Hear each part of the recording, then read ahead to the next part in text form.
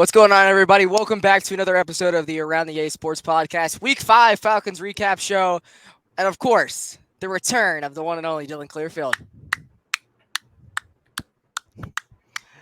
The buddy's settled in at UGA, and he's been watching the first month of Falcons action from the sidelines as the Braves are also in their playoff run, and we're glad that he's able to make his return.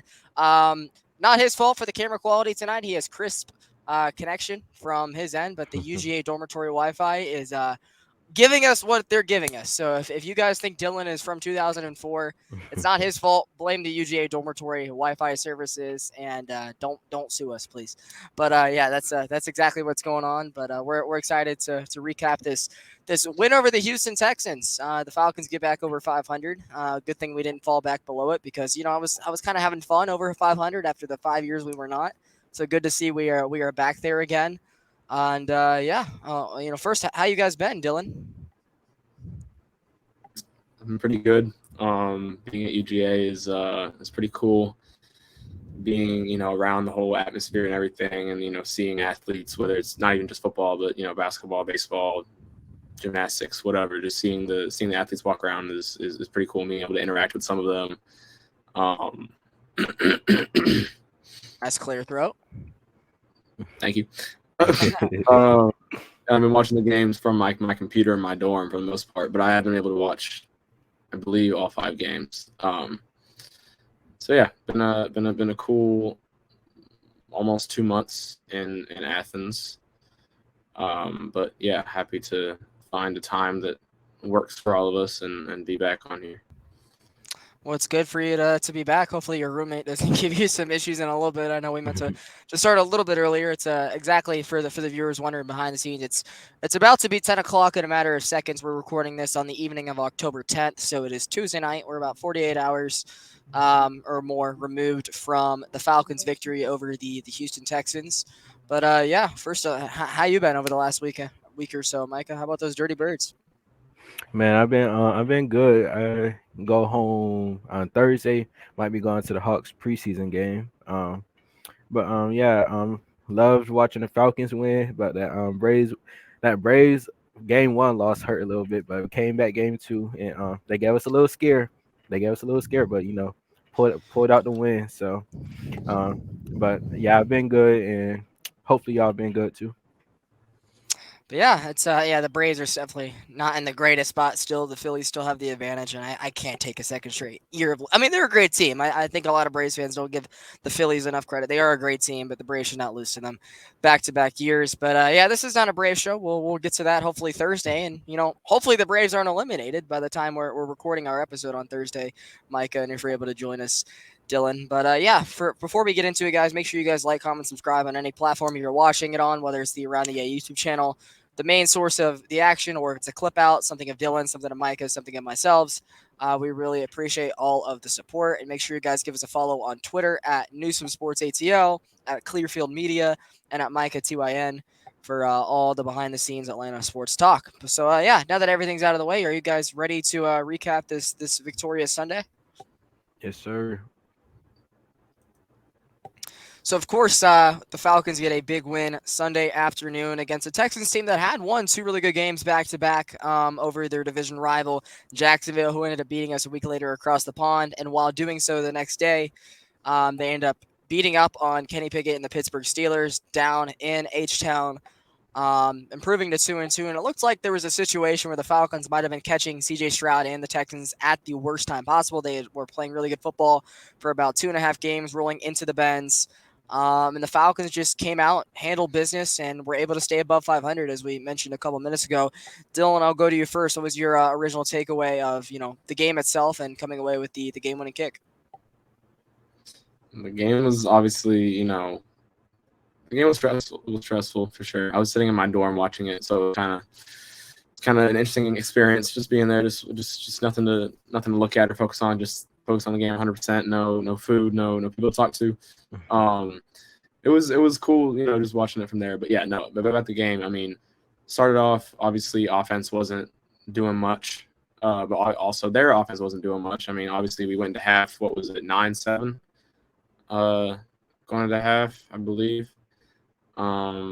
Obviously, we're robbed of a few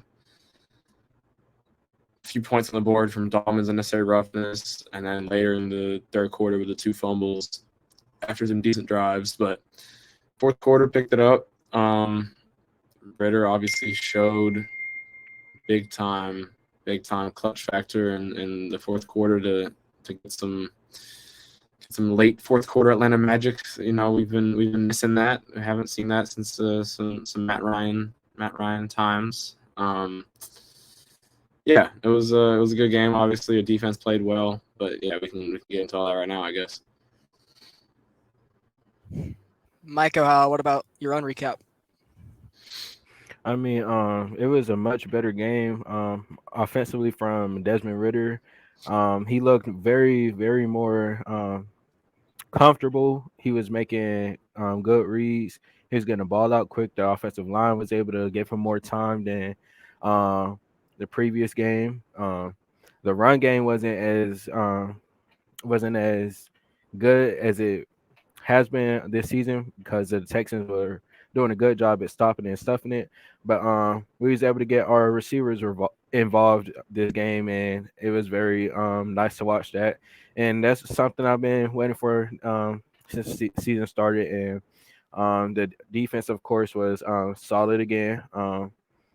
It's still things that defense can improve on, but like I said, solid performance from the defense, and we got the W, so I'm not complaining. Yeah, for me, like I had an interesting view of the game. I said it to you guys just a couple of minutes ago off camera, but for the viewers wondering, I had a ticket to the game, and your boy slept through it. The Braves playoff loss had me up for the wee hours of the night. I ended up falling asleep at like 8 a.m. I live in Marietta, so for me to like then wake up in like 3 hours and say, I got to go drive downtown and go to the game, it just wasn't happening.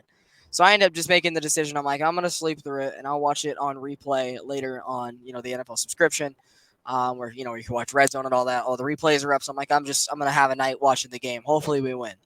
And so I wake up, and the first thing I see on my phone at like 4:30 from the Odyssey app, which is 92.9 The Game, the Falcons flagship partner, I end up seeing a thing that says um, Falcons 21, and the Texans score is cut off. And again, I'm already pissed off about the Braves already blowing their home field the day before in their first playoff loss. And I'm like, I'm clicking on this notification, and I'm saying whatever the Texans score is going to determine my mood for the next 36 hours going into game two. And I see Texans 19, huge sigh of relief knowing the Falcons get the job done. A close game. I hadn't heard any, you know, whereabouts. The first thing I saw about the game, I saw the meme of Drake London with the helmet off, making the great catch, Cordero Patterson on the sideline, and I saw a bunch of coos on Twitter, so I had assumed that he had a big kick to win it, and I was able to connect the dots and watch the game later on in full and catch up where you guys saw it live. But yeah, just a great win altogether. We'll get into the X's and O's here in just a minute and talk it through, but very happy to see that we were able to bounce back from our tough losses against two great teams, granted, in Detroit and Jacksonville over across the pond, but great to stay above 500 and half a game behind the Bucks for first place in the division. Two of the negative things that did come out from the game, maybe one is going to end up not being as negative as you would think. Caleb McGarry and Calais Campbell both exit with injuries. Hopefully they are clear to come back for this game, if not the game down in Tampa Bay. We're still waiting on Calais to get his first sack of the season and stumble into number 100 of his career. He's been pretty good off the edge in the run category along with Onyemata. You still haven't seen the Falcons pass rush be quite as – it's been better than it's been the last 5 years, but it hasn't been getting to the quarterback as much as you would like it to start this season. But any takeaways on, the severity of the injuries from what you've heard? I'll start with you, Micah, and how the Falcons bounce back to get the win without these two guys. Starting with Caleb Gary, he had a injury, but they're He had expecting it to be. a what injury? It was a knee injury. Knee injury. Got it. To be a minor injury. He shouldn't be out much time, if any, at all. And same with Calais. They evaluated him for a head injury, and he was later cleared to come back. But I believe Calais should be cleared for next week, and we still haven't heard much of an update for Caleb McGarry. But like you said, one might not be as bad as the other with Caleb McGarry.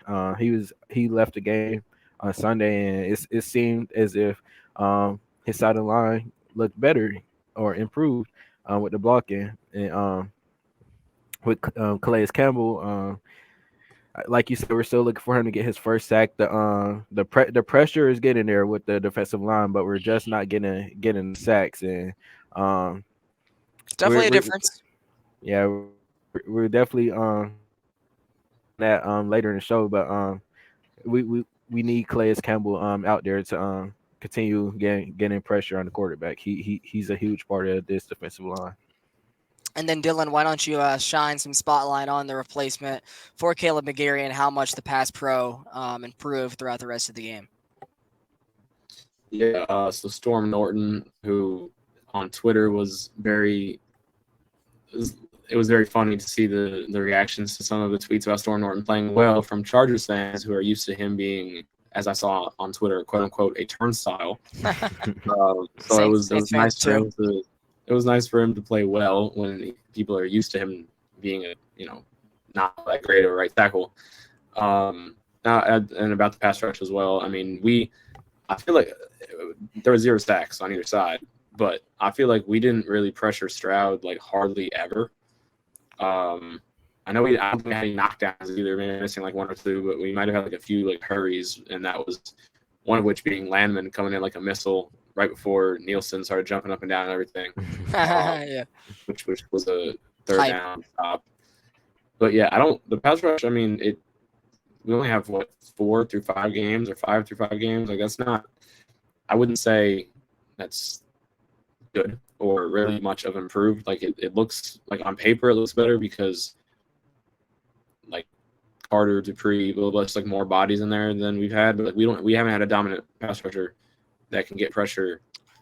Didn't we have 3 in the Carolina game itself, and we've had 2 since then? That sounds, yeah, I think so.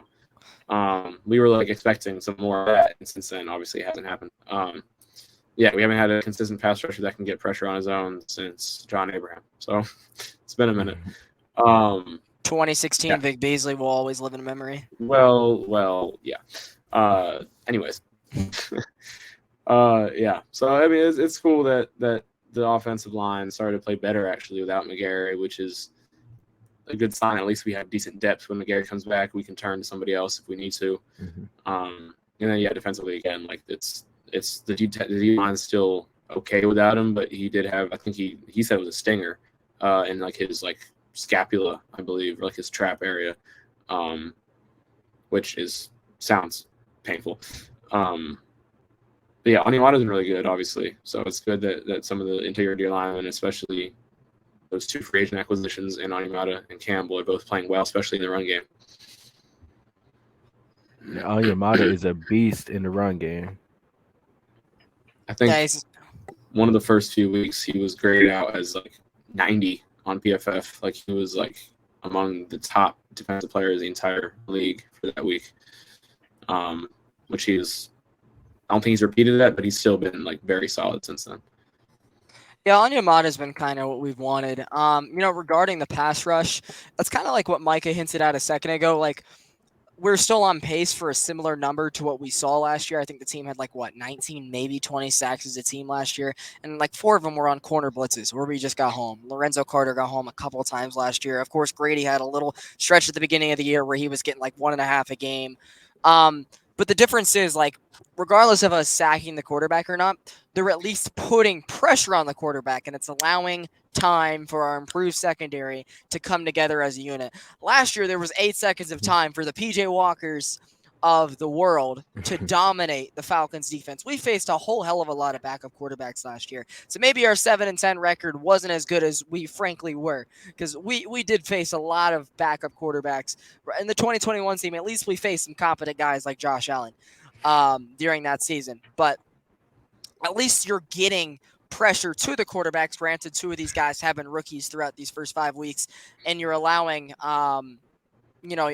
you're your defense a chance, which you haven't seen in the Dean Pease system. Even though he was, having to turn lemons to lemonade, and even the previous regimes. But I definitely would like to see them get home a little bit more. I think part of it is the edge play. Like, I feel like they've kind of taken away some of Lorenzo's snaps. I feel like Arnold hasn't really played as much. They're kind of favoring Calais and Bud Dupree. And I really haven't seen a lot from Bud Dupree so far to say that he needs to really be starting every play. I think maybe you try to go back to Zach Harrison, who has played well in the snaps he's had, or you try to give Arnold Ebiketie more of the chance to go get the quarterback like he was last year. Because, I don't know, he hasn't had a sack since, week 5 last year. It's been too long, and he gets so close every game in the limited snaps he's had. So I feel like that should be part of it. Grady Jarrett's also due. Like, he and Onyemata have been those guys in the run game, but you need Grady to get home to the quarterback, and the quicker he gets home to the quarterback, more sacks will occur. Calais gets to the 100th. Maybe things start to roll downhill regarding the total. So, yeah, I think the pass rush could definitely be better. But I'm at least glad to see that they're at least putting pressure itself on the quarterback and allowing some mistakes, allowing some bad throws. And they're clamping up, making him throw for dump offs instead of finding DJ Moore wide open 8 yards, 30 yards after the snap, 8 seconds occur, because someone's going to get open. But and yeah, regarding Caleb McGarry, guys, I'm glad it was only a 2-year extension, because I think you and I, Micah, and you two, Dylan, we talked about it in the offseason, how it made sense to pay him. He did earn it. And for the pay grade, it really wasn't that bad. And in case of regression, we can easily still get out of this as soon as this offseason. We had a feeling that maybe there would be a little bit of regression. So us cutting Mayfield maybe a year too early, and us losing Hennessy and the other guy we signed from the Saints, the swing tackle, us cutting Fetty. Like, we knew we were a little thin at tackle going into the season. And to see him regressing has not been the greatest sign, but I also think Ritter was getting the ball out a little bit quicker on Sunday than he had been in the previous couple. It was 1, 2, 3, 4, boom, and not 6, 7 sack like it was in the 2 road games. But, regardless, good to see that Storm, came in and did his thing. And if he has to play again this weekend against Washington, who does have a really good front seven, I know they haven't been performing as of right now, but the names and the talent is there.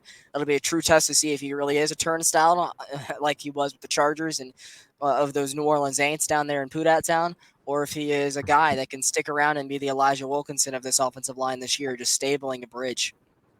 Do you guys have any other final thoughts on the Caleb McGarry, Calais Campbell topic line? I wanted to mention that obviously Dupree haven't seen much in the pass rush game, but he has been solid in the run game. He can make that one big third down stop going off left tackle, coming crashing down to get to Pierce, I believe. And then as far as the other side being Malone has not gotten enough snaps. I think he needs to get some more snaps in the pass rush. Ebiketie, he gets close. He drilled a quarterback at some point, but it didn't lead to a sack because they got it away right as he drilled them. I don't know which game that was, but it certainly happened.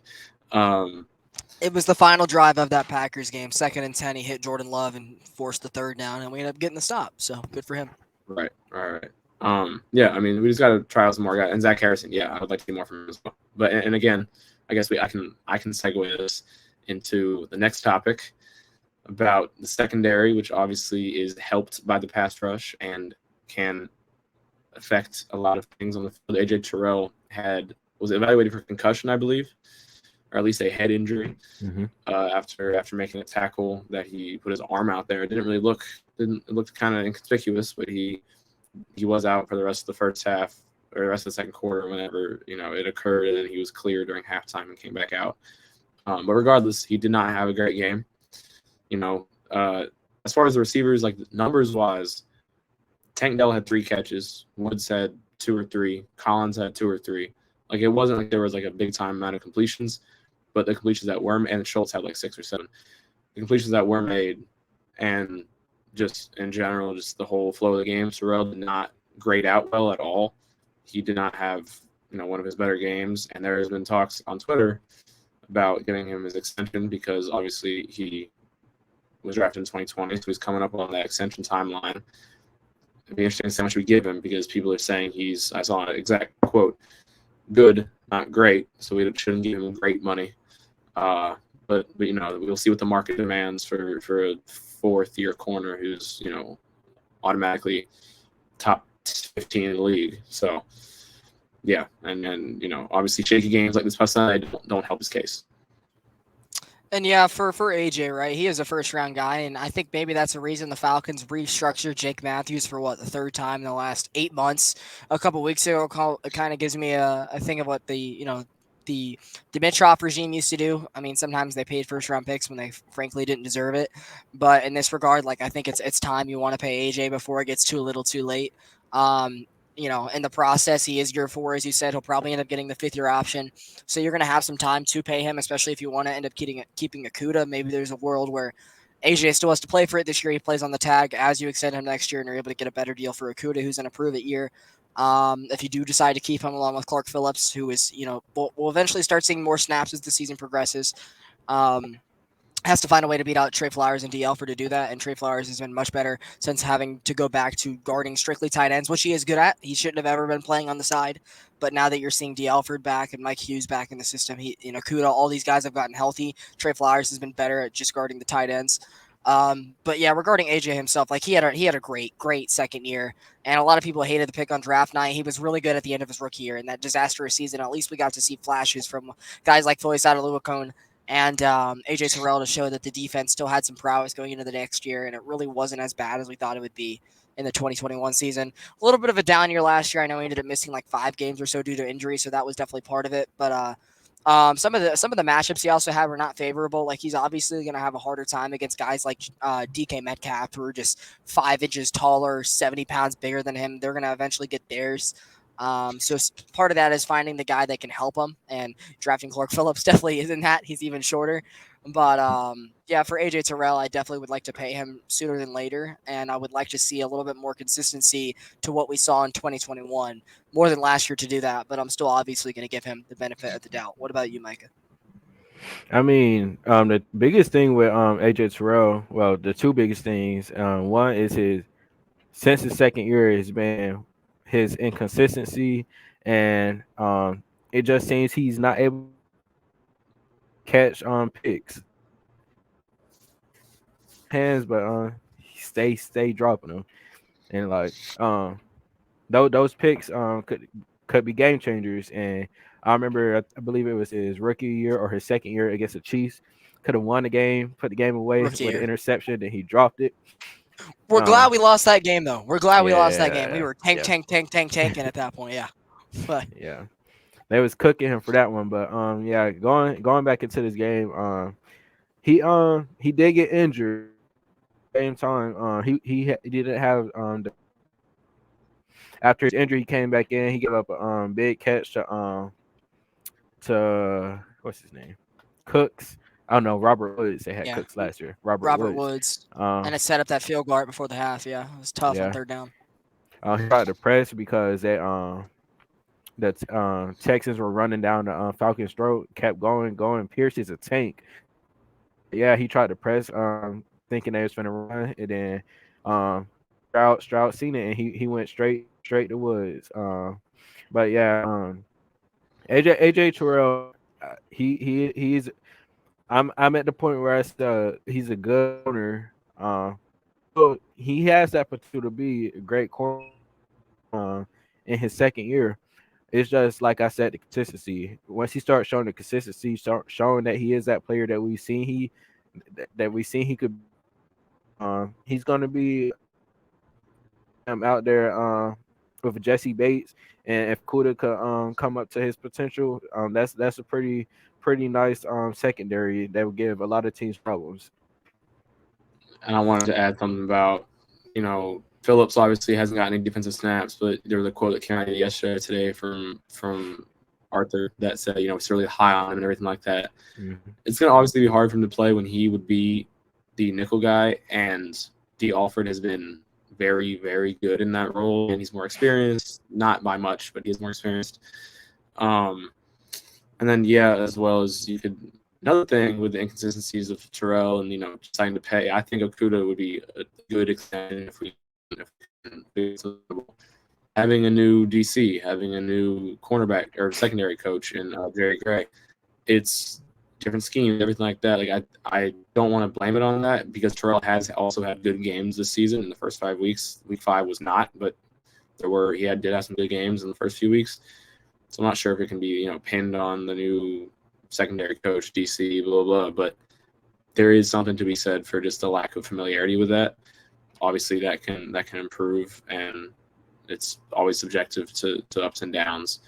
But that secondary, I mean, just Terrell and Bates is obviously a great corner safety duo. Grant is not bad. It's not good. I don't know what Grant is. Obviously, at the time I wanted this to happen, but especially now, revisionist history, Javon Holland was on the board before trading down, which would have been nice to have because Javon Holland is regarded as a top 10 safety.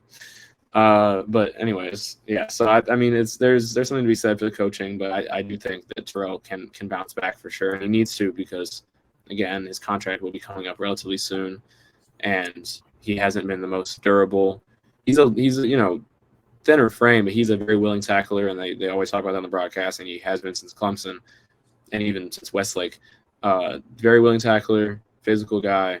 He just sometimes durability and sometimes again with the inconsistencies and like the lapses can affect him. But I'm hoping for him to take that next step now that he's healthy and then going to be facing Terry McLaurin this coming week.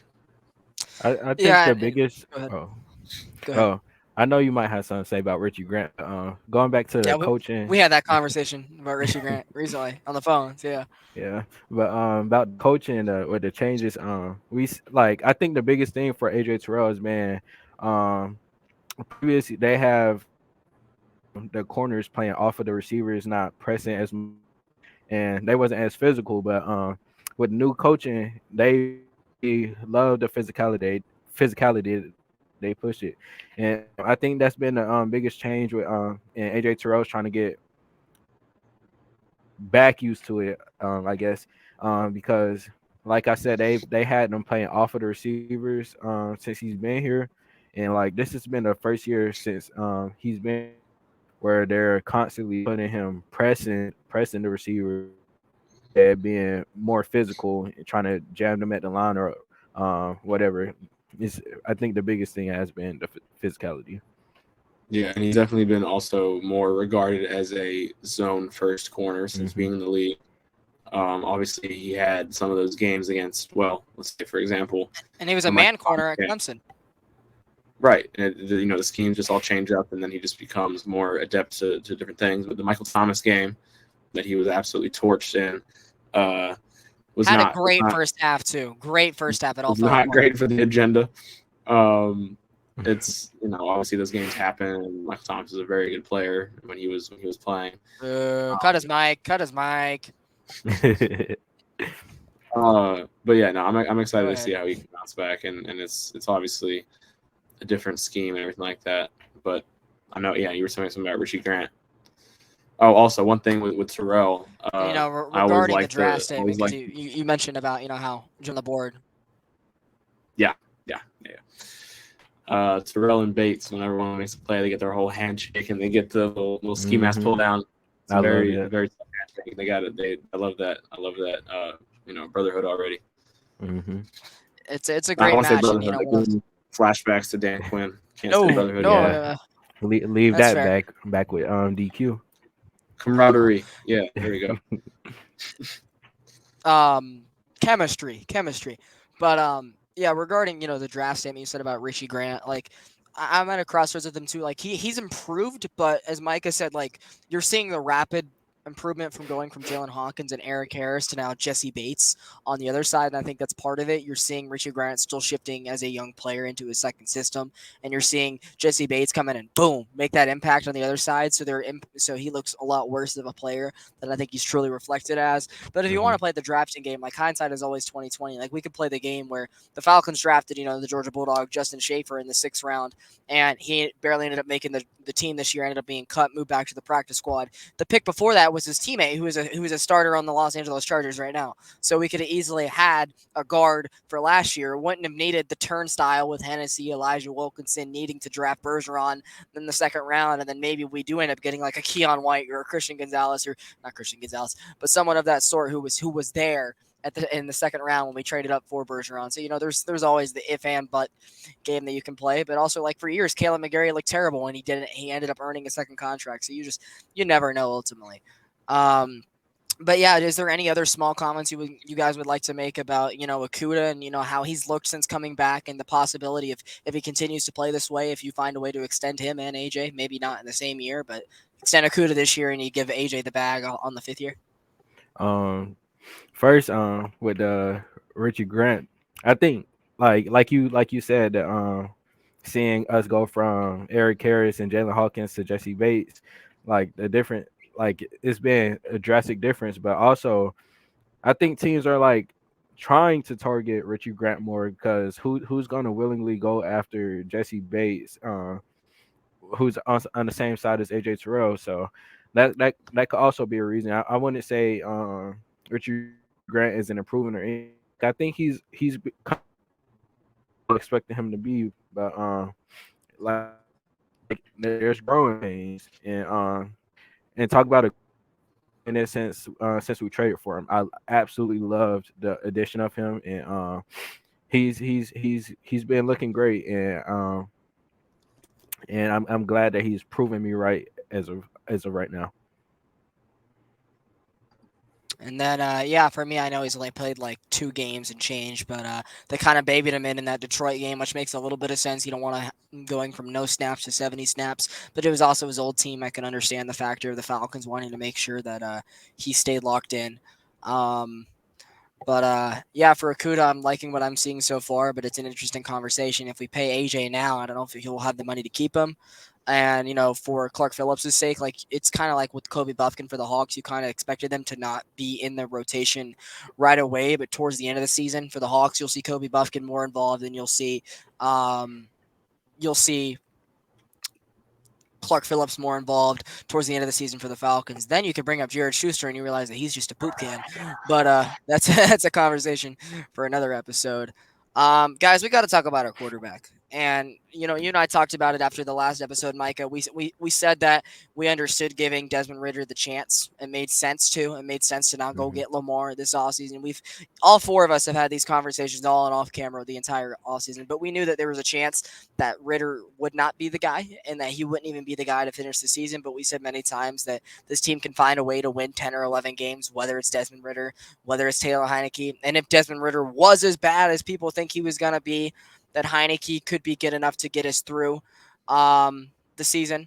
And it looks like people were calling for Dez's head after London, which made sense. He had played really bad back-to-back games on the road against tough opponents, granted. But you and I knew, based on how they handled Marcus the year before, that he wasn't going to get pulled right then and there. We were still only 8 starts in. And we circled back. We're like, well, these next 2 games, including Houston and now Washington next week, we're at home. You win one of those games, which we now have. They're not going to bench him at any point. He's always been a better quarterback at home, going back to when he was a high schooler, and that stood tall on Sunday. We can count on him to play a little bit better at home. I think that's something that we've seen from college, high school, and now at the NFL level. But we said, like, even after those games, you got a division game in Tampa. And I think we pointed this out, Micah. Like, that's the earliest I could see the Falcons Mhm. making the switch if he continued to lay eggs, which he didn't on Sunday. So I don't know why we're even bringing it up, but for the viewer's sake and for Dylan's sake, because you haven't been with us for a little bit, like that's the earliest we even thought about. You could see Arthur switching. 7 games in, you're potentially back to under 500 at 2-5, 3-4. If you end up losing this game to Washington and then on the road at Tampa, who does look better than people expected, which I'll toot my horn on. I said they'd be better than people thought going into this year. But yeah, like we just got to give Des some credit, man. He balled out Sunday, and we'll talk about why in a little bit regarding who was targeted and how that's gonna translate more to success. And we talked about him not getting sacked. That definitely helps. But yeah, Dylan, like how excited were you in the second half Desmond Ritter had and just the clean game bouncing back from what he did over in Europe?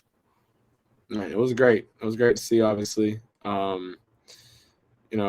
he was making the throws that he needed to be making. The guy, obviously the coach Brandon Godden was on the call, as well as Mark Schlereth, who was the analyst and everything like that. And he made some good points, especially in the first half, even when Ritter wasn't Ritter had a better second half, I guess you could say, but his first half was still pretty solid. He had that throw that sat Hollins down in like some coverage. He was about to run into coverage. He just kind of threw it low and behind him so he could just sit and get the first down.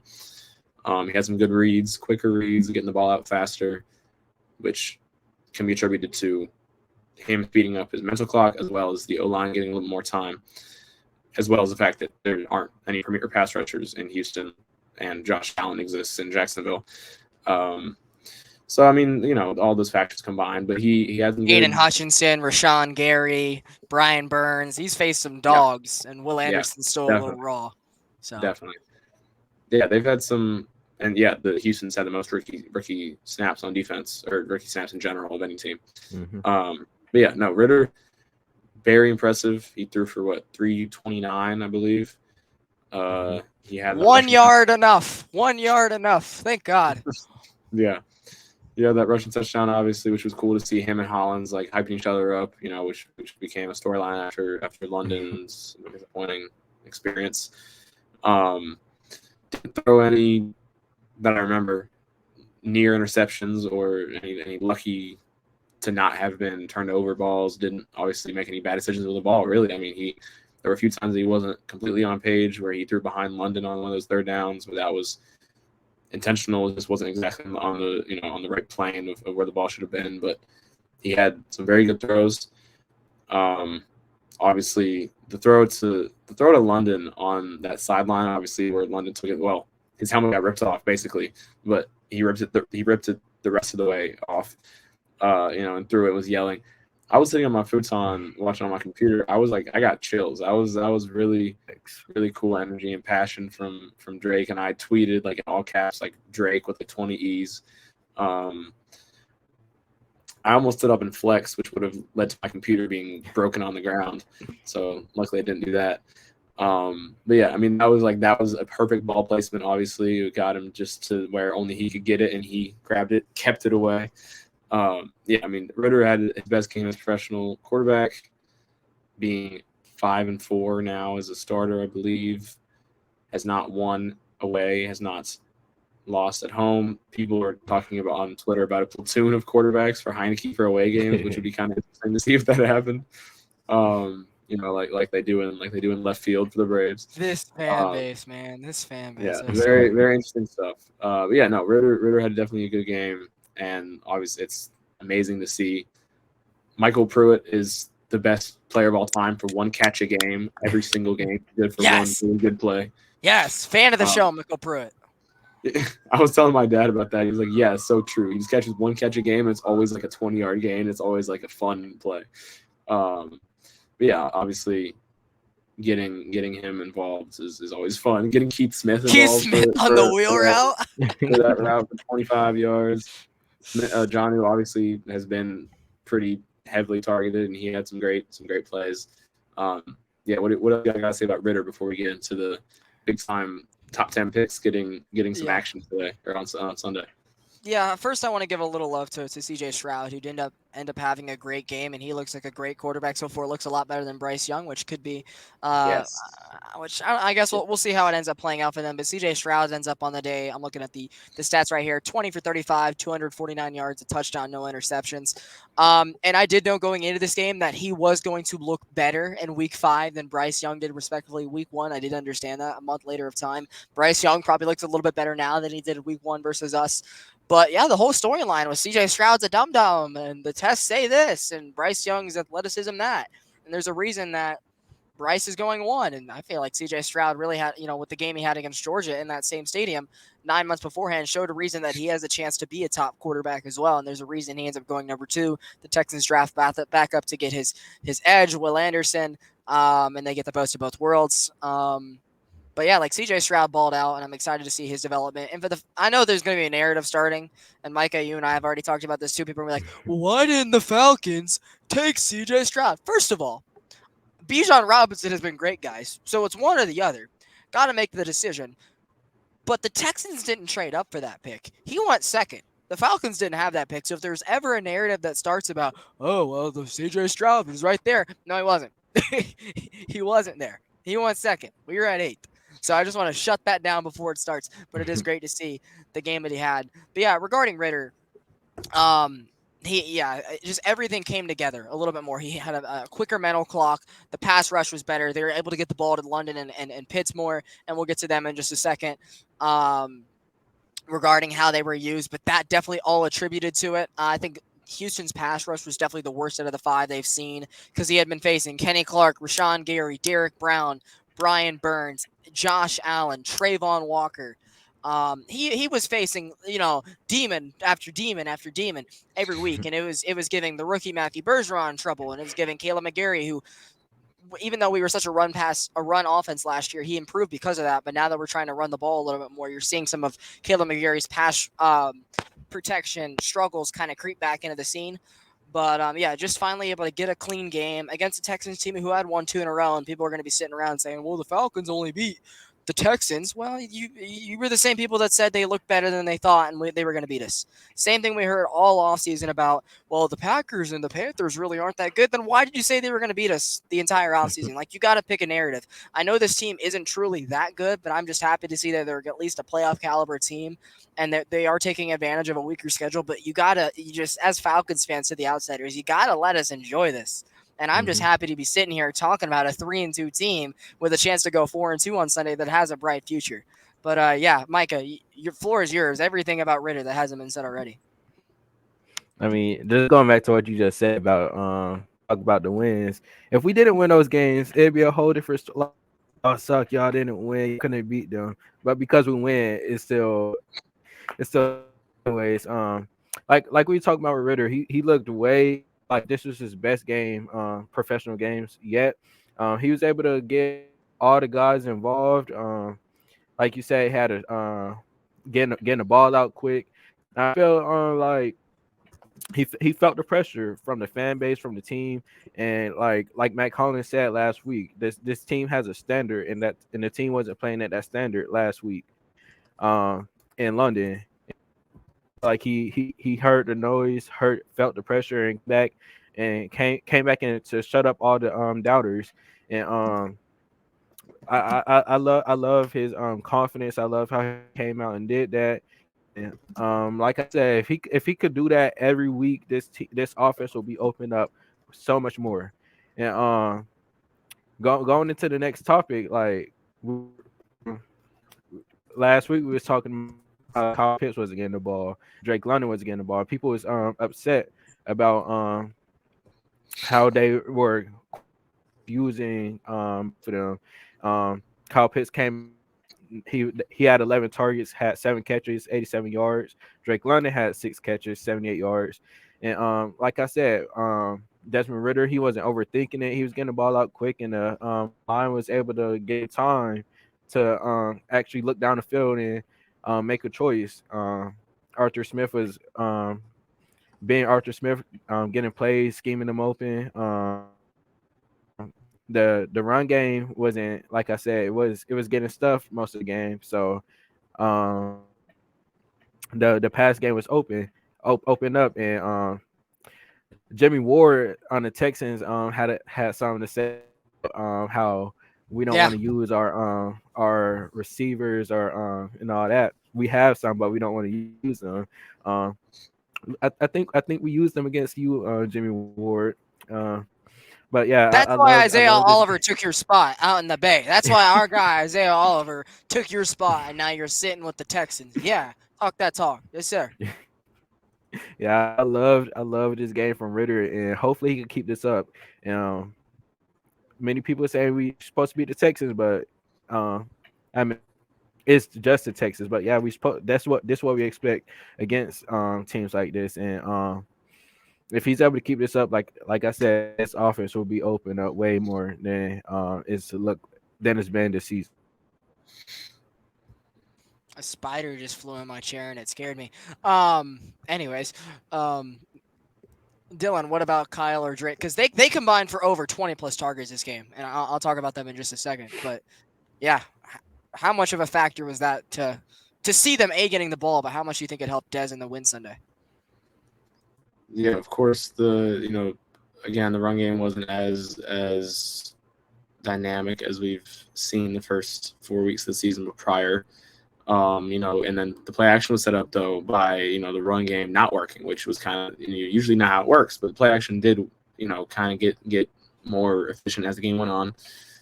Ritter had some very good decisions, as I was saying earlier, about out of the gun, just sitting in the pocket, making a good decision. There was obviously some very good ball placement to, as I mentioned earlier, to Pitts and London.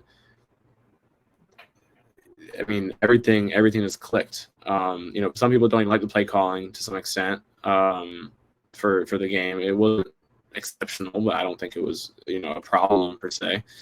I guess we can talk about the running backs real quick. If I can go to the Cordell Patterson topic real quick. Let's get to that later. We'll get to that. Okay. Unless it's something you really have on your mind, go ahead. But yeah, I do. Okay, sure. Well, I'll just pull this up real quick. Him being used as the joker position on the on the depth chart or whatever at the beginning of the season. Now that he's healthy, and Algier did struggle in this past game, and we got Keith involved somehow. I think he's going to get more snaps, and I think there's a lot of opportunity for him to be when Bijan needs a breather, or even when Algier needs a breather, because he can catch out of the backfield and he can run. He can run up the middle, but you'd rather have him probably running outside just because of his age. Like you don't need him to get killed up the middle, but he can come in. He can spell Bijan for a little bit if he's tired, or if he just needs to get back in a rhythm, kind of take some time off, try to get back into it. I think there's going to be a lot of opportunities for him to get on the field. I don't know exactly what formations that Smith and Ragone have in mind, but I mean, we can get some 2 running backs that's out there. We can get some. I don't want to say I form, but we can have Algier blocking for Patterson as a fullback running back. Algier acting as a fullback. We can have some triple option style, just like 2 running backs offset. Obviously, we can get Patterson out in the near slot, like we've done Bijan a few times as well. Let Dylan cook. There's definitely some opportunities for him to get on the field, and I wanted to mention that just based on the targets topic, that he can be one of those. He only got 1 offensive snap, I believe, or 1 offensive play that he was involved in. The one where he got upended, for like a 6-yard gain or whatever it was.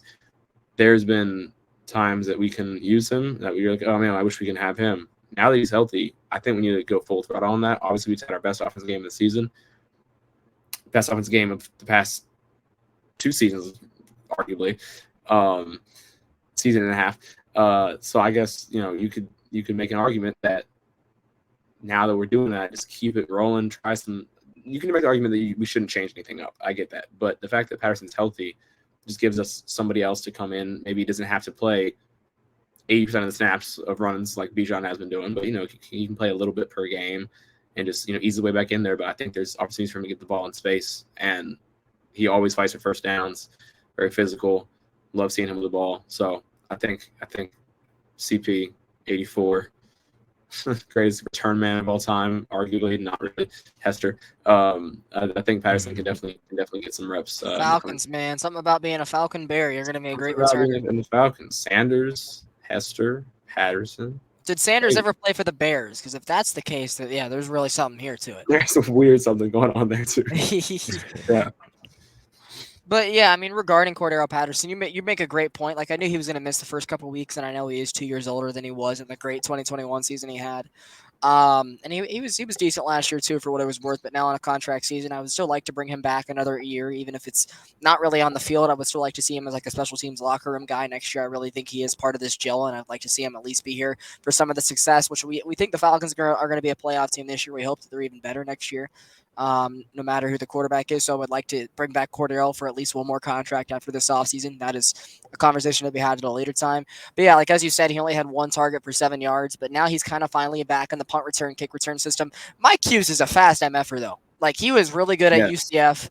And so I understand that Mike Hughes is taking some of these kick punt returns, especially now that Avery Williams, tore his ACL in the offseason, which, hope that he gets back in healthy next year or whatever the Falcons want to use him as, running back, cornerback, whatever it is. Well, we'll see Avery next year. Hopefully he's a little bit quicker from the – okay, that's maybe a little mean. But, yeah, I would like to see the Cordero Patterson usage go back up. I thought we would. I thought he would at least still get some carries. You haven't seen any yet. I thought he would be lining up at wide receiver a little bit more. You've seen it minimal. And now he's not even taking returns as much. He's really just. I feel like he hasn't even been part of the fold, which is a thing to say because as Dylan mentioned, the offense hasn't been great to start the year. The defense, ironically, has been almost a top 5 unit, and that's something we're not used to seeing with the Falcons is top 10 defense and bottom 10 offense. But I think Cordero Patterson being part of the fold again and being more in the mix should definitely mix things up. So yeah, why not? Let's get him. Especially if Algier continues to struggle or if Bijan has a bad game. For his standards, which I think this Sunday was probably the worst game of his young career with the fumble and only getting, I want to say like 46 yards and like 15 attempts. Double checking, yes, it was 14 rushes for 46 yards and the fumble, 3.3 yard average. I would like to see Cordero be part of the offense again, whether it's in the slot, whether it's back at the return, whether it's taking some carries from Tyler or Bijan, because I'm sure there's a game where Tyler or Bijan's not going to be available, so we'll probably eventually see it. But I would just like to see it happen a little bit more fluently. And yeah, so shout out to Dylan for cooking up, right there. I do want to make one more point about the Kyle Pitts Drake London thing because I'm looking at the stats right here. They combined for over 20 targets on Sunday. Kyle Pitts goes for 7 receptions, 87 yards. Take that, fantasy owners. Drake London, 6 receptions, 78 yards. Also, if there's a quarterback controversy, you got to put him in there. The lefty, Drake London, we're just finding out, 1 for 1 with a 22-yard double pass down the field. Just an absolute dog. And I got to say, I knew we drafted him top 10. I knew that he probably turned out to be a great player. He looked kind of like a Christian Watson, Mike Evans. Like he had a really great rookie year. So did Kyle Pitts. Kyle Pitts had a kind of a down year last year. I know part of it was the injury, but we're hoping that's not the same thing for Drake London this year. I tell you, he's great. He's gaining on me real quick. His play style and just the meme material. There's like at least 4 or 5 funny pics every game that come out of Drake London just sitting and looking at the camera. And he's just a beast, man. I'm already there. I have a Kyle Pitts jersey. It's the red fade one. I got to get a black one for Christmas. And if AJ Terrell doesn't get that extension soon, he was the one I wanted. I might have to cop me a Drake London jersey with some of my Christmas money. But yeah, Micah, I know Dylan and I have been rambling for a little bit. Anything you have on either of these two topics? Go ahead. With Cordell Patterson, I don't know if y'all seen Twitter, his wife tweeted, using my man as a decoy is smart, bro. Give him the ball. And I a little bit. But last week we was talking about how Cordell they bring him back slow, but you're still not seeing him out there as much.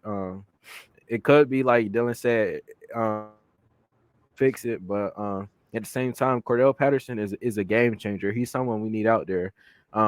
He can take so much pressure off of Bijan, off of Algier, and he could line up in a slot. He could line up anywhere, and like you said, he's a joker position, as Arthur Smith said, and he's too good to not be out there getting the ball, getting reps, getting snaps. He has to be out there, and with Drake and Kyle Pitts, like I said, Ritter, I hope he continues to keep that up. Kyle Pitts, he looked like he had also like, of course, from a yards perspective, a game perspective, it looked like he had his best game. He's actually running routes. He didn't give up on his routes. He was actually he looked healthy for the first time this season, and Yep. hopefully he can stay healthy, and same with Drake London. And just going with what Blake said, I absolutely Drake London too. His energy, how big he's a bully out there. Them people small, they're small against him, and the way he to go up, get the ball, like Taylor Heineke on the side, the entire sideline doing the head tap after It's that. just all Him vibes, man.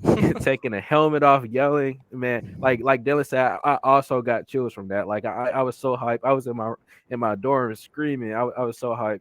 My my neighbors and roommate probably think I'm crazy, but that play had me hyped, and I just love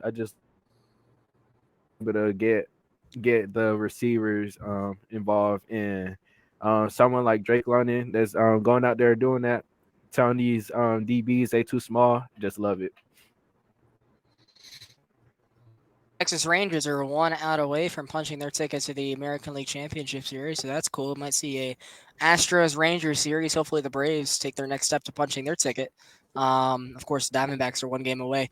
Baseball aside, yeah, one more thing I wanted to mention about Pitts real quick, Mike, is it finally started to come out over the last week or two that I think, because Kyle mentioned it himself, he's like, guys, I'm not fully healthy yet. That's why on some routes I'm not trying 100% for the severity of my knee long term and for this season.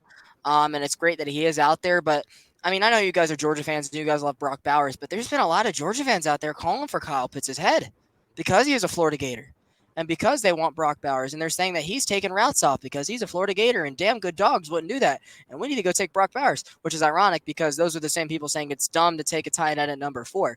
So I'm glad to see that it came to light that he isn't fully healthy yet, and that's why you're not Mhm. seeing him sprint on some routes. It's not because he doesn't like Desmond Ritter and he's bored out there and he wants out and he's not someone who's really trying. It's that he's not fully healthy yet. And he's getting better week by week, and we're seeing it. And what I found really funny is how all these media outlets posting Kyle Pitts every week, him getting open but not getting the ball and all that. Then he finally has a good game. You don't hear nothing. It's absolutely crickets. No, It's like nothing. Luca Trey. It's just always Yeah, the opposite narrative, man. it's free Kyle Pitts. The Falcons misusing him. Arthur Smith doesn't know what he has. They're wasting a generational talent. Like, come on, man.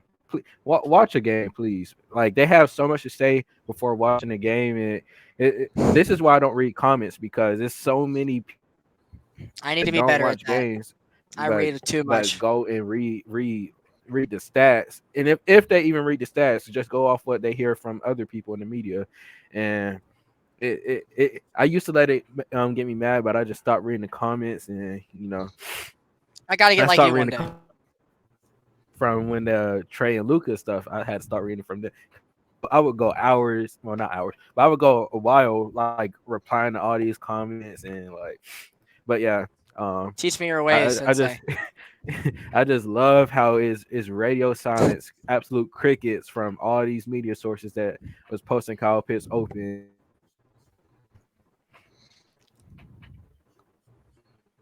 Yeah, I mean, I think we can agree that he should have got the ball a little bit more, and we understood that part of it is he still had a great year with Matt Ryan as a rookie, as a ghost of Matt Ryan. We did think that he could have maybe been used a little bit more in the red zone. That was some of it, but others was last year he only played like what I think he missed like 6 games, 5 or so at the end of the year, missed another game in the season, and we knew that Mariota was targeting him. He wasn't getting the ball, but like I think as Falcons fans, we did understand we wanted him to get the ball more, but the media had taken everything out of context and shown that like he didn't like it here and he's missing and he's taking off routes, and just glad to see that they finally shut it up. Guys, any last thoughts on either Drake or Kyle or Cordero before we move on to our next subject?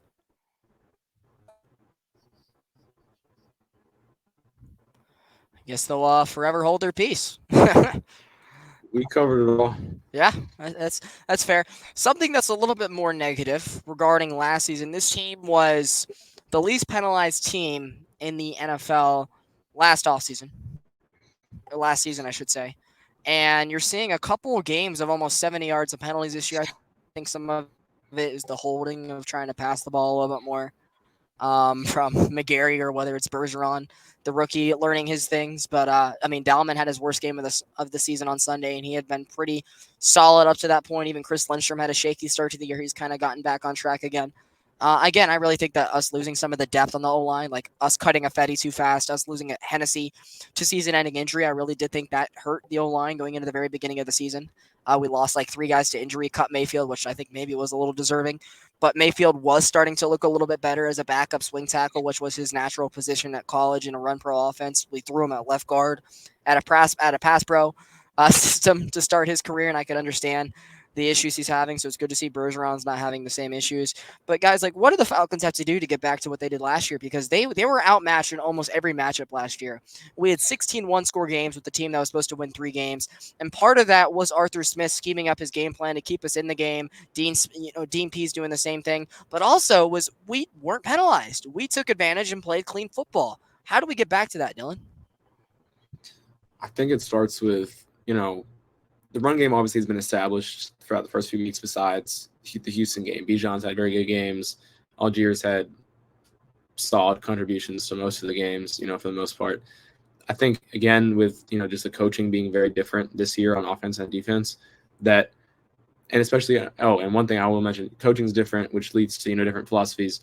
Mike, you were mentioning more press man or just press in general from the corners. That leads to more physicality at the line, which can get flagged sometimes. If you miss a step as you're in phase, and then you have to grab and get a holding call, that kind of thing, like that is all part of it. Which you take that risk to get the potential reward of being closer to the corners as they begin their routes, and then you can stick with them better because you have the personnel to do that. Because Okuda and Terrell are both first round picks. They're both good at doing lots of things as a corner, including press. So, and I think that's a big thing that can be attributed to some of the reason for the penalties. But another thing, is just we haven't been penalized like super heavily. We're not like leading the league or anything like that, but we just aren't at the bottom, as in zero penalties, as we were last year. I think that can just be cleaned up in general. Yeah, there's been some holds. There hasn't been too significant. There's been some holds that have brought some stuff back, or there's been a few like really questionable calls of there's been like a roughing the passer or two. There's been like some PIs. There's been some whatever it is. But I think honestly we're not in a bad spot. I would say we're just not exactly where we were last year. But I think that just as the season goes on, we're probably just going to get more disciplined overall, just by virtue of playing more games and having more, snaps together with all the players, even special teams as well. Obviously you have a block in the back or holding every other punt return or kick return, which we've fallen victim to a little bit. So I think that can be cleaned up that way. And obviously fumbles. Fumbles is obviously a volatile stat. Like you lead the league in fumbles, that means you're getting a lot of carries, which means your team trusts you, which means you're pretty good. So that's how the sequence goes. Obviously, I didn't see the I didn't see the Bijan fumble. I did see the Jonnu fumble. John is ugly. Oof. Yes. I just know that ball security hasn't been an issue until this week, and they're just optimistic. They got the ball out. I think Petrie got the ball out for Jonnu's fumble. I'm not sure about the Bijan fumble, but I don't think it's too much of an issue to be concerned about after 1 week of solid drives ending in fumbles. That hasn't happened before. We also hadn't had those solid drives back to back, so we'll see if those solid drives obviously an encouraging sign. Fumbles robbed us of points, but we ended up winning the game anyway. So it's always good to win ugly than to lose ugly. So I think neither one of the fumbles or penalties are too big of a concern, especially only less than a third of the way through the season. But I think those will get cleaned up, and I think we should be okay on both those fronts. I think the thing we've seen with Arthur Smith is when there's a problem going into practice, that's he he goes and tries to fix it, and he's very big on practice, and he's very big on discipline. And with the hold, like Blake said it, with the holding on the line, we are passing more than we were with Mariota. So that could be a reason, and they're also trying to give Ritter more time. And as y'all mentioned, we have been playing very good Russian teams with Brian Burns and Aiden Hutchinson and others. So and that's one of the reasons. And on the defensive side of the ball, we have had some questionable calls, and there was pass interference on AJ Terrell, which was something that it was smart for him to do because he was beat by, I believe, Joshua Dobbs down the field. It would have been a touchdown if he didn't tackle him before the ball got there, and it ended up resulting in them just getting 3 points in the field goal. So that's one of the smart flags we've had, and one of the dumb flags we've had with Drew Dahlman again, unnecessary roughness, kicking us out of field goal range. And like I said, discipline, knowing when and when not to, do things. And I believe Arthur Smith is gonna fix it. I don't think it's a problem to this point, but it's something that something that's gonna be fixed, given how Arthur Smith was able to keep it down last year. Yeah, for Drew Dahlman, I kind of look on him on the same plane as like Richie Grant. Like Richie Grant was a second round pick. Drew Dahlman was like a fourth round pick. So obviously you expect a little bit more from Richie Grant. But Drew Dahlman earned that starting job late in 2021, and they ended up trying Hennessy at left guard, and they said, you know what, we can turn Hennessy into one of the better backup linemen in the league, and hopefully I think hopefully the Falcons do end up re-signing back Matt Hennessy this offseason as like just some depth, because I think we wanted a little too thin this season, and I don't think his market's going to be too crazy. So for the right price, I'm definitely bringing back Matt Hennessy. In case of regression or injury, I think he can be one of the better backup offensive linemen in the league. Even though he was a Dimitrov pick, so I'm not so sure if Fontenot will want him like that. But I kind of look at Richie Grant and Drew Dahlman the same way, and that penalty was unlike him. Where they're just slowly getting better. Year one, they weren't really part of the fold. Year two, they start. You're seeing some issues, but they're learning. Now they end up getting some help. Um, Beside them, Jesse Bates for Richie Grant. You end up seeing Chris Lindstrom and Bergeron, the rookie who does have a lot of high hype. And of course, Chris Lindstrom's one of the best guards in the National Football League, playing next to Dahlman, and he's slowly getting better. And we talk about the fumbles thing. That was one of his issues to start. He had a lot of snaps where he said, Marcus, Matt, I'm going to put it on the ground, and you're going to have to pick it up because I don't feel like handing it to you. And you haven't seen that yet. So it's funny how, both the topics are colliding. But I think that's enough Drew Dahlman monologue. Going back to the game itself, guys, we didn't choke. This is not your grandpa's Falcons. We come out of the 2-minute warning. It's 3rd and 9, and the place is packed. Of course, Dylan talked about the last 2 drives the offense had, getting the touchdown and then getting back in the red zone. And we do end up settling for a field goal, leaving the door ajar. The Texans do go marching down the field with Tank Dell and Damian Pierce. And on 3rd and 9, Dalton Schultz just finds a slot in the seam. I think it was Jesse Bates who tried coming up a little too early to try to play the run, and they end up beating him in the seam, kind of like with Calvin, which ironically the first touchdown we give up in London was to Calvin Ridley. Shocker. But the same thing happens there. Dalton Schultz had a pretty good day, so maybe I would still like to see a little bit better from Trey Flowers, who I'll give Trey Flowers his flowers. He was a really good tight end corner in Cincinnati. He locked down Kelsey in 2 AFC championships. He locked down Mark Andrews in many matchups there for the Bengals. So I do think Trey Flowers is being used a little badly, but I do hope that like guys like Clark Phillips and D. Alford just kind of take him out of the lineup towards the end of the year. That's what you want to see.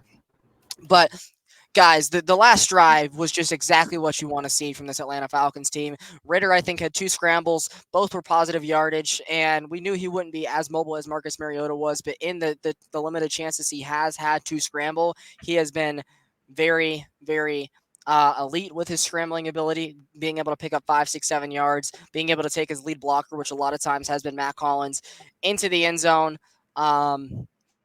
And we'll get Dylan's connection fixed here in just a second, guys. We'll continue on in the meantime.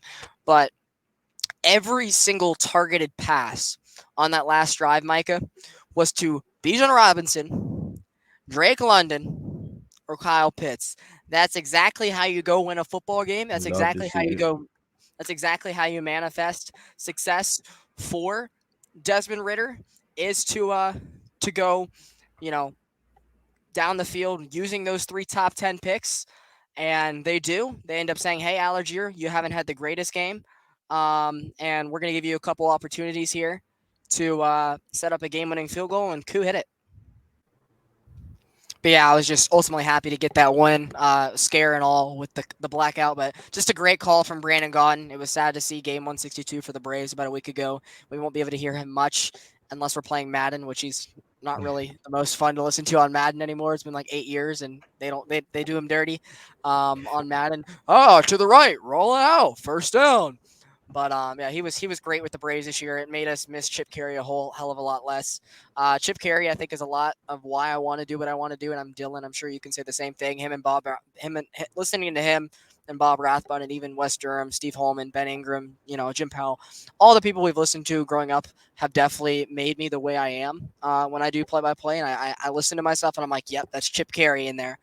That's Bob Rathbun in there, and I think they've definitely rubbed off on us all. But Brandon Gaudin just had an amazing year with the Braves. Him and Frank Horse synergy was so well. You had a little bit of a fanboy stage with him and Tom Glavine because he grew up watching him. But after a while, they just everything came out to I think everybody had better chemistry at the end of the day. Like Chip Carey was a great announcer. I'm not going to get anything to him, but listening to him with the 71 win Cardinals this year, I'd see highlights or I'd watch a Cardinals game on MLB TV. And I'm like, damn, he's not as good as I remember. So Brandon Gaudin really was that guy this year, and I was very excited to hear him on the call for the game. And now we get Matt Ryan as the color analyst this Sunday. I'll probably be at the game in person, Can't so I wait. won't be able to hear him. But yeah, I'm excited to hear Matt Ryan talk about these 3-2 Atlanta Falcons this Sunday. But back to the game-winning drive, Micah. How'd you enjoy it? I mean, starting off with that game-winning kick, my heart has not dropped that low in a minute watching the Falcons game. Like, Falcons have a whole bunch of scares, but that right there, man, the screen blacked out at the worst possible time. Like, I was scared, man. And then all I see, it's good. There's Who a got it? flag. but What? There is a flag. but yeah, like you said, going to all of our top 10 picks in that last drive, it was amazing. And Ritter, like I said, getting the ball out quick, and he had his mindset. He wasn't overthinking anything, and he looked like a actual NFL a vet out there.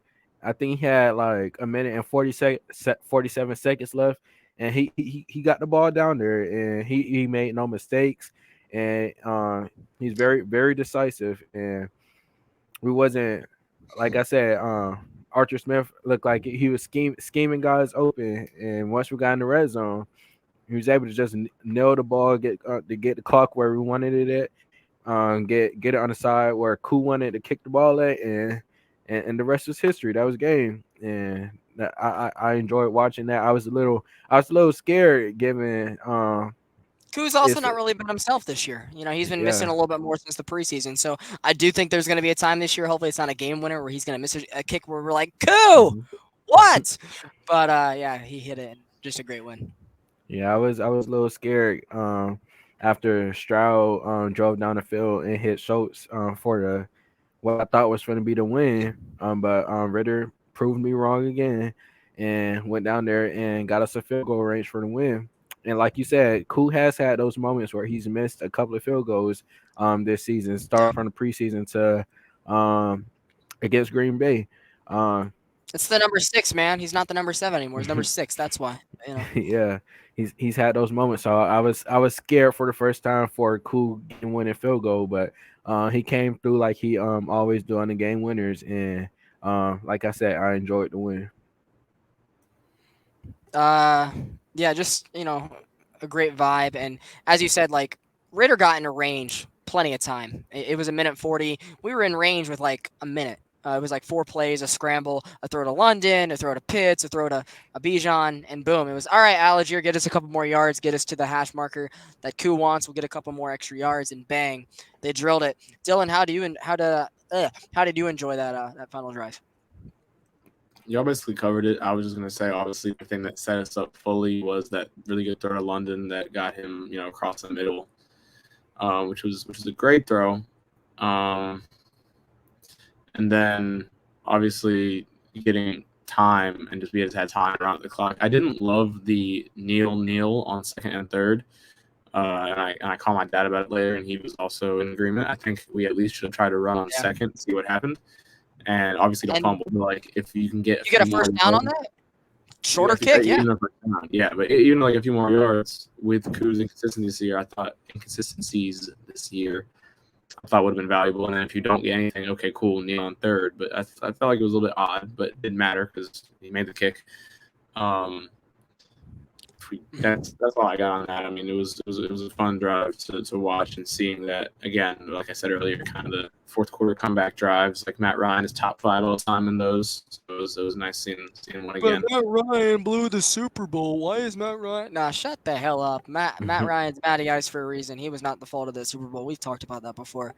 But yeah, just great win. Yeah, we're big Matt Ryan, Matty Ice fans around here. And the Desmians were out in full force to see him get the win, and his haters want crickets, just like the Kyle Pitts ones. But of course, it brought weight to Bijan didn't do enough. But yeah, guys, anything else you'd like to add regarding this victory over the Houston Texans? We Nope. got through every aspect of it. Now we can talk about transactions. Yes, Yeah. sir. So we got a couple of little, we got like too many things to talk to before we get to the Texans, or excuse me, we just talked about the Texans, the Washington Commanders preview, a team that has gotten this the last 2 years. Can't let that happen again, respectfully. But the Falcons make a trade today. I didn't see it for about the first hour, which I had my phone on silence. It's been a while since I've been that far behind the news, but I see Rappaport tweet about it. The Falcons get a pick back in the same round, but a pick earlier, so they basically get um, an earlier draft pick, and Van Jefferson, who is a Super Bowl champion, was a mid-second round pick for the Rams and part of their Super Bowl run, along with Odell Beckham, Cooper Kupp.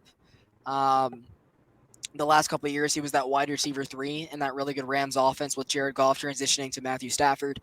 And as a Florida Gators fan, I'm excited to see him paired back with Kyle Pitts. They were a dominant duo with Trask for a couple years down in the swamp for us. And yeah, this entire offseason, Micah, and even you too, Dylan, we talked about it was Corey Davis watch. It was Corey Davis watch. And for a little bit, it was, oh, maybe they'll draft Tyler Scott. They'll go get him with a compensation pick. But we lost a compensation pick when he went because we had to go cut Mariota's bum ASS. And ended up not falling to us. And I thought, yeah, maybe Tyler Scott's the last wide receiver to be added to this position group since he was Ritter's #1 guy in college. You go get him another guy for that he has chemistry with. And then it turned into, you know what? Well, Jarvis Landry's been interviewing with the Falcons. Maybe we poach another guy from the Saints. That fell through, and we ended up entering the season with the group as it is. Talk about Scotty Miller a little bit too, because he finally got involved this weekend. It was jet sweeps, but Scotty Miller was part of the action, and that was great to see. Um, but the Falcons finally got their last wide receiver, I think. And this ends up being Van Jefferson. I like the pick. I do think he's on a contract year, so maybe there is some questions going forward about it. But a very solid player, someone who played up to his standards for the first couple years with LA, kind of came back to the middle of the pack as a receiver, and that's why he has been traded from a Rams team who is better this year than they were the year previous. But yeah, I really like the move, and we got to pick back for it. Dylan, I'll start with you. Let Terry cook. Let Dylan cook. Let Terry cook more. Yeah, I definitely like the addition. Obviously, we traded a 7th to get a 6th, and Jefferson, who's got a very small cap hit. I believe was $993,000. Um, and as you said, obviously, it's cool he's paired back with Pitts from his Florida days. He certainly has a clutch gene from that long pass against Tennessee that we remember from being 60 yards or whatever it was, which is a fun college football moment. And obviously, Felipe yeah, Franks as well. Falcons legend Felipe Franks on the other Falcons end of love it. Felipe Franks. Yeah, and he's got a Super Bowl with the Rams. He's just like another guy to add to the room. I don't think now it's about if he gets used because we thought Miller was going to be used, and Miller didn't do anything the entire season basically. So we'll see, but I Can't do do the like ball deep. Jefferson being added. Mm-hmm. But yeah, I'm kind of in the same factor. It's just another guy to complete the room. We thought we were a guy short. Cordero Hodge has battled some injuries. Josh Ellie hasn't really seen the field as much. We didn't draft any rookies. We did bring Frank Darby back. He was gone for a couple weeks, and he was literally under every Falcon social media post saying, "I miss you guys," and it's great that we brought him back. So the wide receiver room is complete in that factor, and I really do like the move. Micah, what do you have to say? As y'all had mentioned, he is a Super Bowl champion. He was drafted in 2020. Has a career 101 receptions, 1,499 yards. He is another Arthur Smith type player who adds more speed. We've seen this week with Mac Hollins and Hodge. They was um, splitting reps, and we seen Scotty Miller out there more. It'd be interesting to see how they fit Van Jefferson in with, like you said, Josh Ali's injury, and like you said, Scotty Miller hasn't had much time. When I expected him to be out there as a slot guy sometimes, and he's a speed guy. They used him more on the jet sweeps this week, and it didn't really result too much, but they started trying to use him this last game. But it'd be interesting to see how they use Van Jefferson in this offense, given that he is another Arthur Smith type guy with his speed. Dylan, I know you said that you weren't going to talk about his usage or not, but I'm going to ask you anyway. Like if he was to be used, I don't think you can expect a lot this weekend versus Houston. He's going to be having to learn the playbook on the fly, and you can maybe expect a little bit more going into Tampa, which is a divisional opponent. They haven't seen him, even though they have. The Bucks have had some battles with the Rams the last couple of years with big stakes. We'll end up seeing, but Dylan, if he does end up finding a role in this offense towards the latter half of the season, what do you think it'll be? You're saying win or what? What? I think it'll be. I guess he's bigger than Miller significantly, and maybe that's. I'm not sure if height weight accurately reflects that he's much bigger, but he just looks bigger. He can block as well, which is a funny trope that goes back to Georgia receivers having to be, blockers, not receivers, which is kind of funny. Which was, I got reminded of when I saw scroll on Twitter and saw I had to be blocking a lot. That's Matt Collins too. Yeah, right. Matt Collins is like massive. Jefferson, Matt Jefferson's got some speed to him for sure. He's a solid blocker. I think he'll just be able to get involved for get him in space. I mean, get him on, get him in space where he can make himself happen. He doesn't need to be the best route runner in the world or anything like that.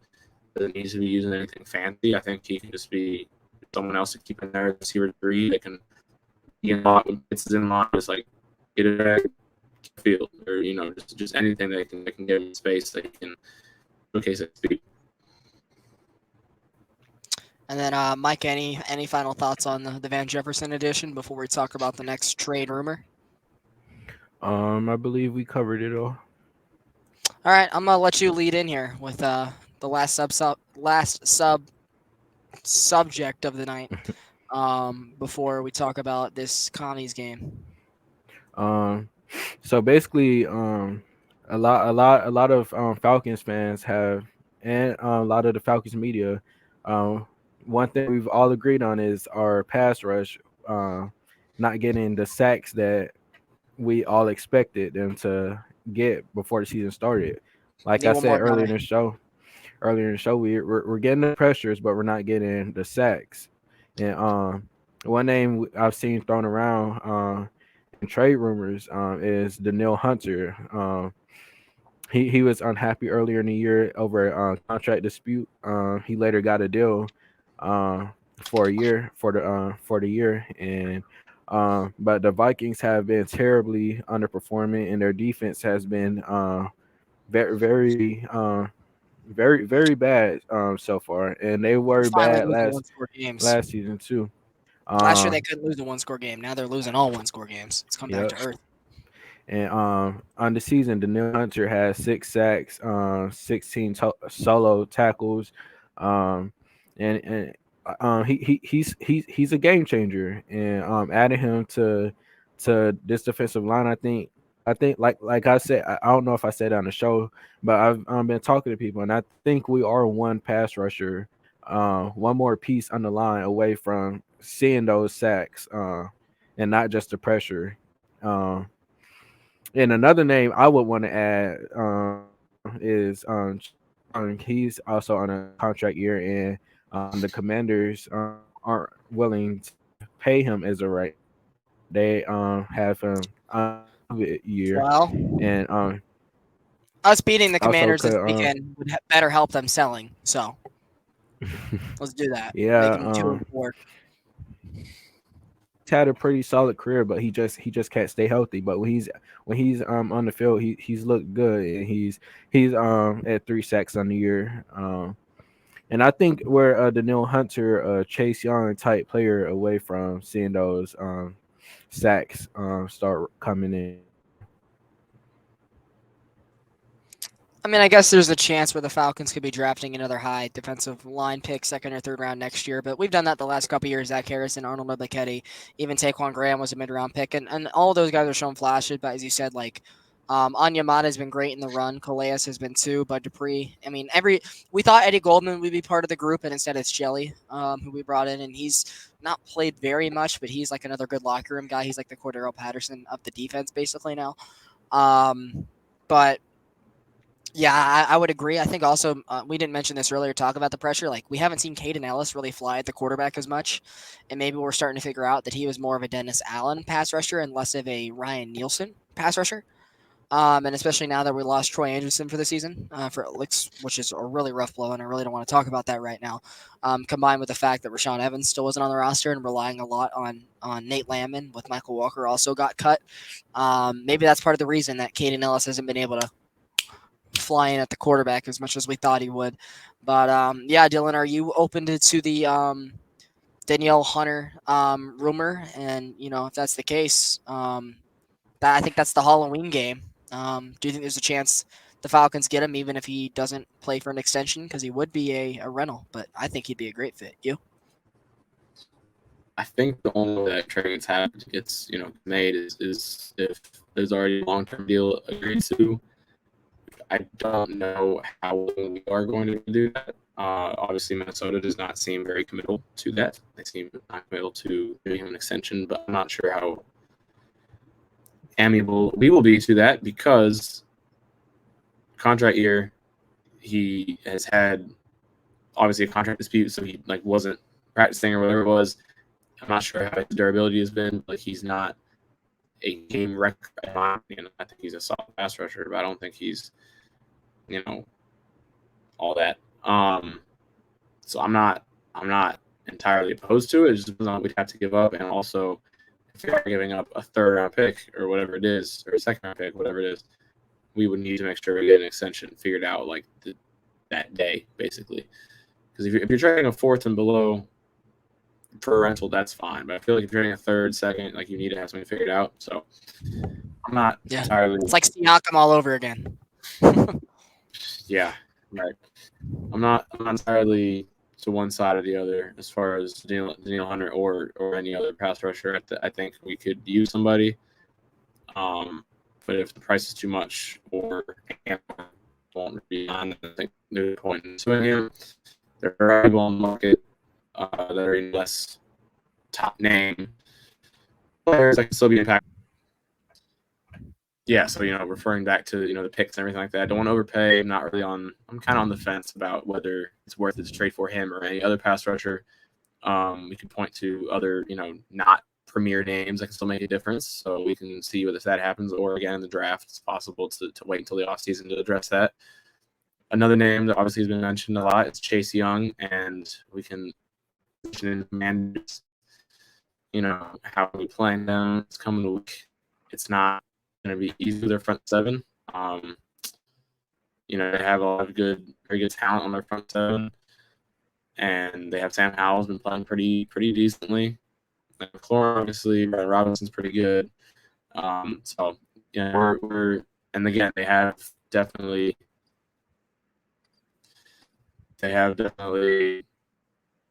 our number. I was at the 2021 game. It was not fun. That was one of the last chokes we've had since Arthur Smith week 1 last year, but since Arthur Smith's been hired, we haven't choked a lot, which has been great as a fan base. But yeah, that was one of those games, and we ended up being right outside the playoff picture that year, a lot better than we expected to, and part of it was losing that game. Week 4, definitely. I think it was. Yeah. So as both of y'all, Blake, get thoughts on Commanders preview, and then what can we look forward to make sure we can get the win. Yeah, I guess I'll start. First thing I'll say, about the Daniel Hunter thing is you at least want to kick the tires on it. So we'll end up seeing. I'm sure there'll be other teams that are obviously in the mix. Another name that I think could maybe this is somebody who Micah and I'm sure you were too this offseason, Dylan. We were like, no chance, let him go elsewhere. It was another Saint. It was Marcus Davenport. He ended up signing with Minnesota on a 1-year prove-it deal, and he's been healthy from what I've heard for the most part. And if he's having production going into the deadline, being he's a rental contract, maybe if you don't end up getting Daniel Hunter, you bring in Marcus Davenport for the back half of the season and let him play out and let him see what it would have been like if you would have had him the whole season. If he's healthy and he's bringing up production, maybe that's someone that would be willing to to resign here this offseason because I think he was trying to get here from what I heard for a little bit. He wanted to be with Nielsen. He wanted to be with Onyemata and Ellis and everybody that we brought over from the New Orleans Ain't Pudats, the poach of the century that we had. And hopefully it leads us to us not getting swept by them this year. So I'm tired of losing them. But that's just another name to keep in mind. But regarding the Washington Commanders, like, yeah, they're a team that's probably on the level as us.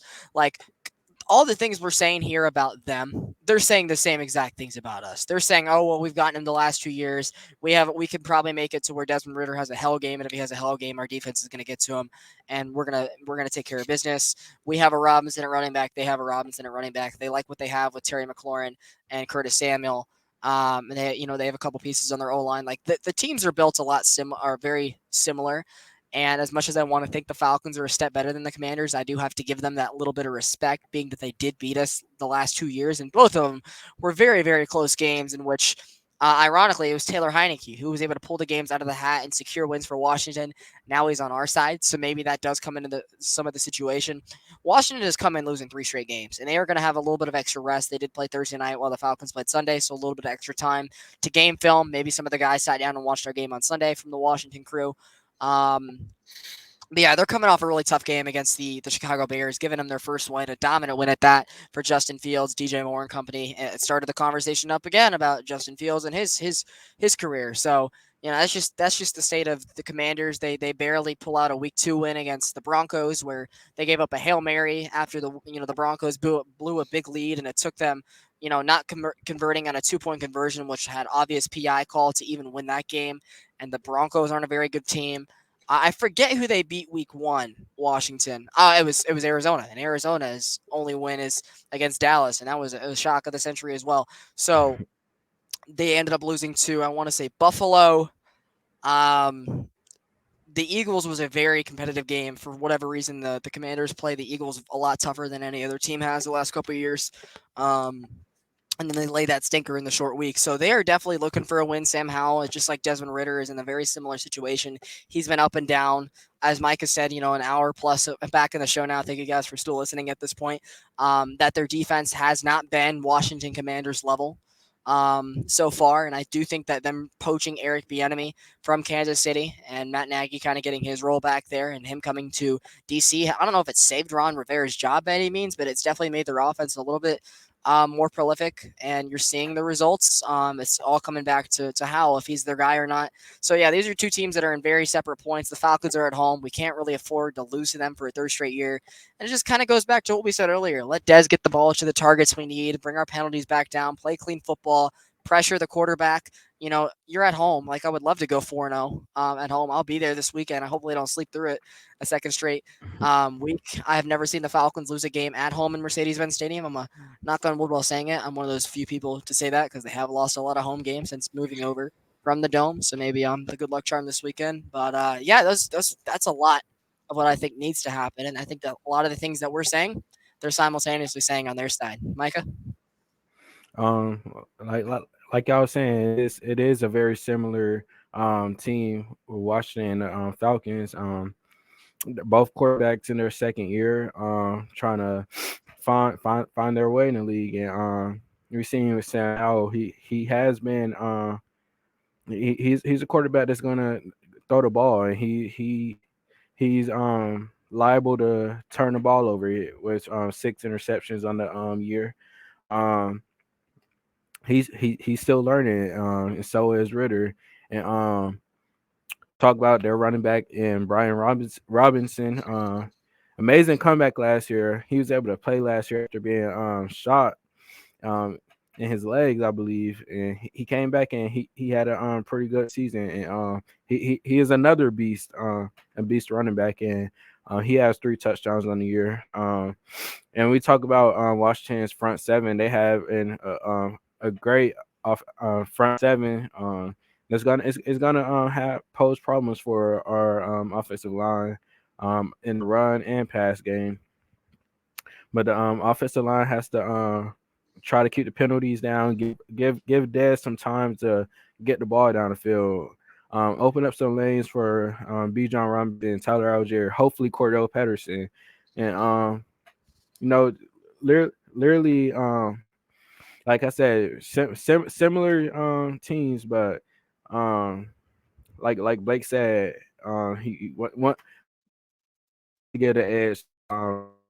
Falcons so far, and there's also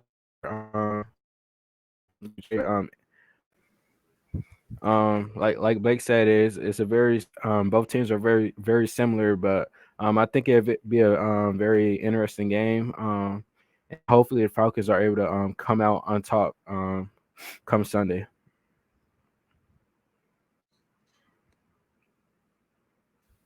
Dylan, I know you had something. Yes, I wanted to mention that one thing, the one singular thing that we should take advantage of most this matchup. I hate to say it because I love the guy. Mississippi State all-time interception leader, Mr. Emmanuel Forbes, has not had a good start to his career at all. He has been, first of all, scrutinized for the fact that he was taking over Christian Gonzalez, who's having a great rookie year before going down with injury for the rest of the year in New England. Emmanuel Forbes has been absolutely torched in coverage, and that is putting it lightly. Unfortunately for him and me as a recent fan of him, because I was able to interview him during the summer, he's one of the nicest guys I've met. That is something that we can exploit. And I'm not entirely sure what the majority of his reps of getting beat have been from, whether it be from physicality or from route running or from speed or from a combination, whatever it is. But we need to have, first of all, he's very slender frame. He's 6'1", 6'2", but he's very slender frame. Drake London can outmuscle him to get to any ball, as can Kyle Pitts, as can Mac Hollins. That needs to be something we focus on, is attacking Emmanuel Forbes. And that can be a big part of, if Ritter has some success, that'll probably be a big reason why.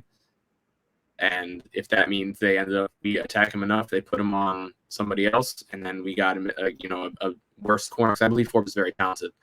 A worse traits corner against London, whatever it is, then we can just keep throwing to London or whoever Forbes is not on once they get switched off. So either way, I think we can attack the secondary for sure.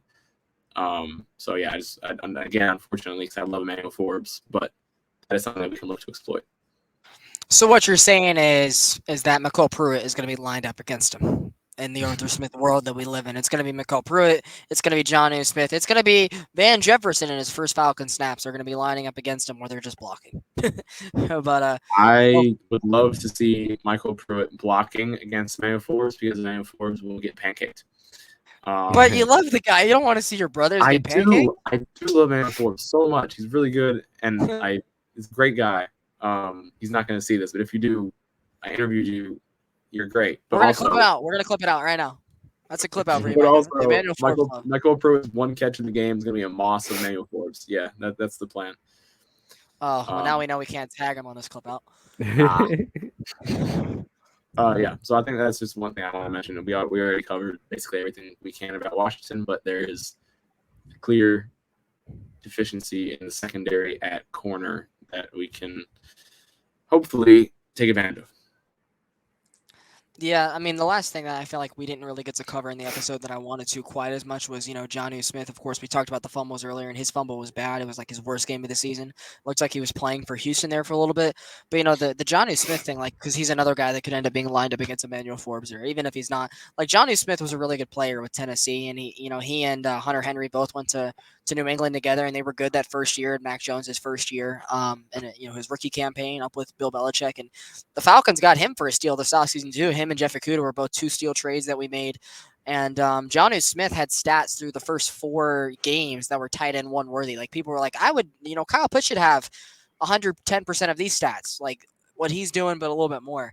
And it really started the trade Kyle Pitts, draft Brock Bowers. He doesn't do yada yada. But I just want to give shout out to Jonnu Smith. We meant to talk about you a little bit more. You're one of the better tight end 2s in the league, and we know that you would kind of come back to form. As a backup, you wouldn't be starting as much in a bad New England system, but we knew you to be kind of more of what you were in the Tennessee system with the years that Arthur Smith was there, in the years they ran the South.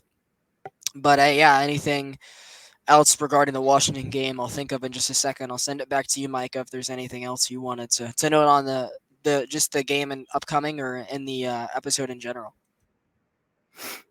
Um, all I really gotta say is with Ritter, he just gotta keep the same mindset he had this week against the Texans. Get the ball out quick, be decisive. Don't overthink anything. Don't try to fit the ball it doesn't need to go.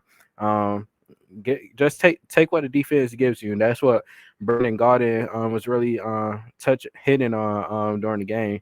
He just said he just kept saying take what the offense gives you. You never never decline something free, and like I said, just keep the same mindset, and we should come out with a win. So that's Micah's X factor, of course, for Dylan. It's to target or whatever's left of Dylan in his camera.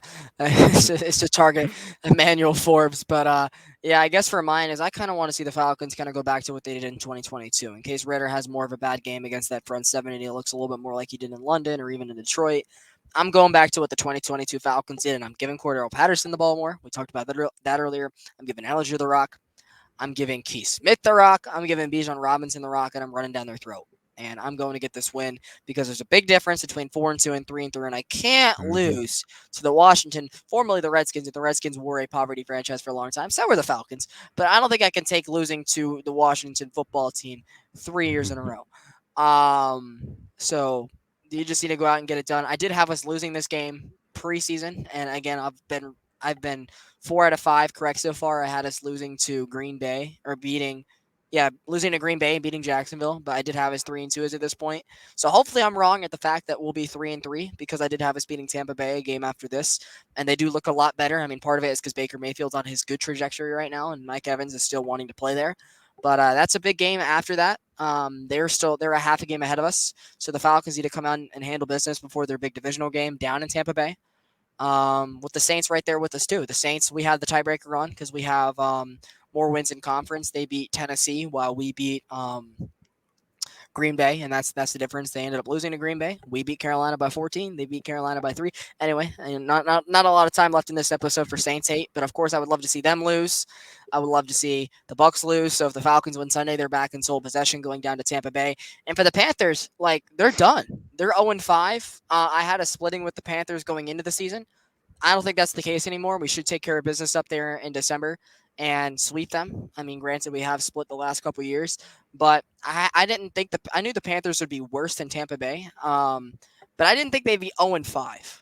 So, yeah, they're done, and it's a 3-team race from here on out. You can already count Carolina out of the race now. They're going to go win 9-10 because I said that, and this is going to be a viral old take exposed clip like my tweet last night during the Braves game. But yeah, that's pretty much all I got for this episode. Guys, any final thoughts on anything regarding the Atlanta Falcons? Got to have some good home field advantage for the game Sunday. That's the big key. Keep it up, the energy in the stadium. I'll make sure to lose my voice for the podcast and for the fan base. But yeah, we want to thank you guys for watching. We knew the episode was a little bit longer this time, but that's what happens when there's 3 people on the podium and not 2. It ran about 20 minutes longer, but I feel like there was just more to talk about regarding this week's game. It was a win. More stuff happened during the week, so I feel like it was still a shorter episode in general. I definitely enjoyed it. Hopefully you guys did if you made it to this point. Again, make sure you guys like, comment, subscribe to the Around the A podcast on any platform, whether it's something of Dylan's, something of mine, something of Micah's, on a clip out. We'll probably go audio only eventually, so maybe you guys can listen to subsections of the podcast, but we really do appreciate the support and the growth that we've had on our Instagram page has actually been really nice, seeing the clip outs doing well. Make sure you guys get us to 100 followers on there.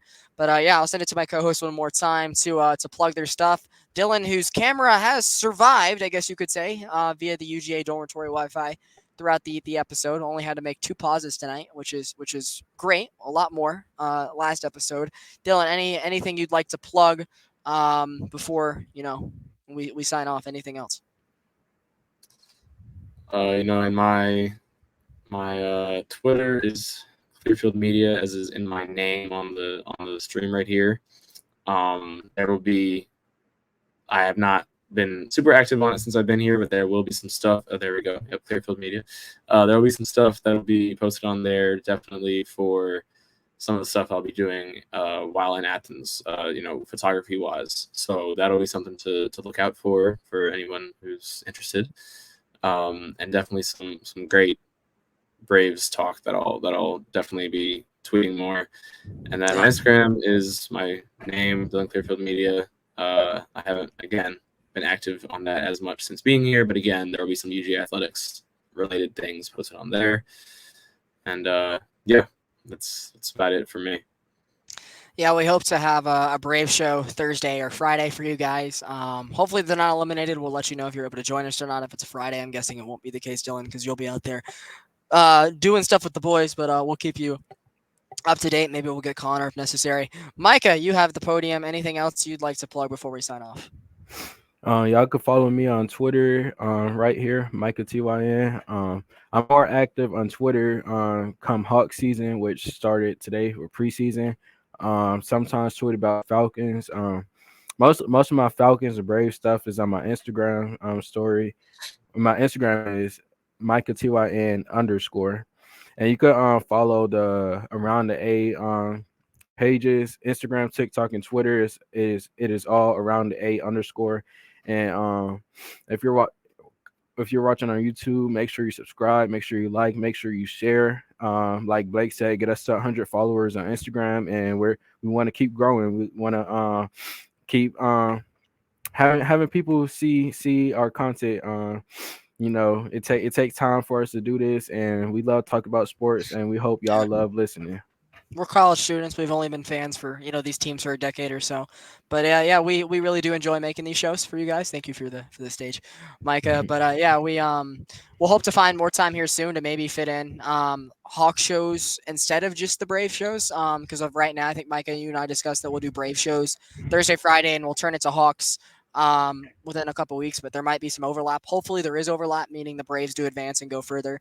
But yeah, we'll make sure to keep these Falcon recap shows Monday or Tuesday. We hope you guys really enjoy them. And yeah, when these guys come back I go to school locally, but when these guys come back from university for their winter break, maybe we'll have more time to fit a third show into the fold, and that'll be either a Braves offseason show if the Hawks are popping off, or we'll make sure we get back to the college football talk. College basketball season will be started at that point. I know, Dylan, you're ready to tear it up regarding UGA's 6-0 start and their three-peat attempt. Even Georgia Tech at 3-3, they look really good for what they were the last couple of years. The Bowling Green loss wasn't ideal, but Haynes King has done some nice things for that program. They had a really nice win at Miami last week. But yeah, guys, we really do appreciate you. If you guys want to follow me on Twitter, of course, I'm near 2,000 followers. I may be a little pessimistic during games. But that's just me as a person, as a fan of this team. You're trained to think everything that will go wrong, and that's maybe sometimes me tweeting during the Braves games. I am really a Braves fan. I really do want any of my teams to win, but sometimes me pessimist because my superstitions and just the past haunting me. But yeah, if you guys want to give me a follow and try to get me to 2,000 followers by my birthday, which is in 18 days, I will be 20 years old. I would like to get to 20,000 followers, or not 20,000, 2,000 followers before my birthday. I'm at like 1.97K, and I'd like to get over the mark before I turn the big 2-0. So yeah, if you guys want to help a brother out and get there, that's the Twitter, Instagram at BNATL5. I don't really post a lot on there, mostly just Atlanta sports stories. But yeah, that's basically it for me. Hope you guys really enjoyed. I'll bring the gang back up here one more time. Oh, that's not the right panel. Oh, that's not the right panel. Oh, that. Oh, I'm selling the back. There we are. But yeah, we hope you guys enjoyed the show, and we'll talk to you guys soon. Have a good night, and yes, go Braves, Dylan.